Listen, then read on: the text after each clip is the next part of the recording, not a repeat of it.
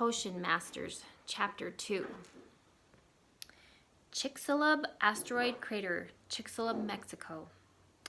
Mounds of dirt, rock, and clay ringed a massive hole where 24 sweat-soaked men jabbed their shovels into the earth. Only the tops of the workers' hats and bandanas could be seen in the glaring headlights of a white SUV. It was just after 2 o'clock in the morning, and the digging had been underway for several hours.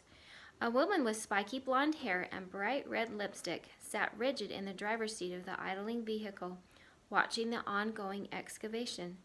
Occasionally, she would reach over and brush her hand across a weathered leather satchel resting in the seat next to her.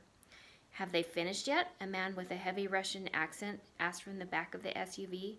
"I'm almost out of battery, and I didn't bring my phone charger." He lay sprawled across the back seat, playing a game on his cell phone. "That's not my problem," the woman said. "No, it's not, but it's going to get awfully boring in here soon." The man was in his mid-40s and had light gray hair and a thick-barreled chest that provided the perfect prop for his electronic device. "If I don't have something to occupy my time, I'm going to start talking to you again, and we both know how much you hate that." "I don't hate talking with you," she glanced down at her manicured nails. "When you have something intelligent to offer." Unlike her companion, the woman spoke with an elegant British accent, her words pouring from her lips with the consistency of melted chocolate. "Is that an invitation to sit up front, then?" The man placed his hands on the top of the seats and began to hoist himself over the center console. "Wait!" Her hand shot up. Dust no longer rose from the hole. The digging had stopped. The 2 occupants of the vehicle watched as one of the workers clambered out, waving his hands in the air. "Hemos encontrado algo!" the man shouted. The woman pressed the button on her armrest, and the window lowered an inch. "In English, por favor," she snapped. "We found something, senora. Una caja. A box."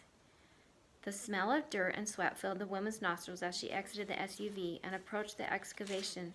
The worker who had delivered the news jabbed his shovel into the center of the hole, and the hollow tin of metal sounded. As the man lifted the box, the woman eyed the padlock, securing the container before reaching out and seizing it from the man's hands. "This is it," she declared. "That is it?" her Russian companion asked, his brow furrowing. "Seems pretty teeny to be capable of taking down BREW. "Hush," the woman snapped. "Hand me my bag, quickly. I need to check it for dire substances." As she turned and reached out her hand to her Russian companion, one of the workers, a boy in his mid-teens, suddenly burst through the crowd of onlookers. The woman yelped in surprise as the boy yanked the box from her grip and bolted away with incredible speed. "Grab him!" she shouted.